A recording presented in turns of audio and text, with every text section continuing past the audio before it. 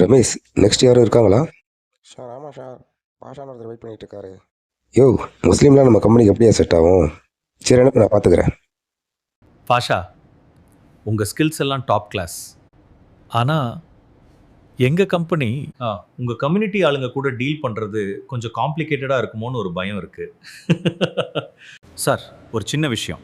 நீங்கள் இப்போ உட்காந்துருக்க இந்த சேர், இந்த டேபிள், இந்த ஏசி மிஷின், இதெல்லாம் எந்த மதத்துக்காரன் செஞ்சான்னு உங்களுக்கு தெரியுமா சார்? அது தெரியல பாஷா. அதுக்கு இதுக்கு என்ன சம்பந்தம்? சம்பந்தம் இருக்குது சார். ஒரு பொருளை பயன்படுத்தும் போது அது உபயோகமாக இருக்கான்னு தான் பார்ப்போமே தவிர அதை செஞ்சவனோட ஜாதி மதம் என்னன்னு தேட மாட்டோம்.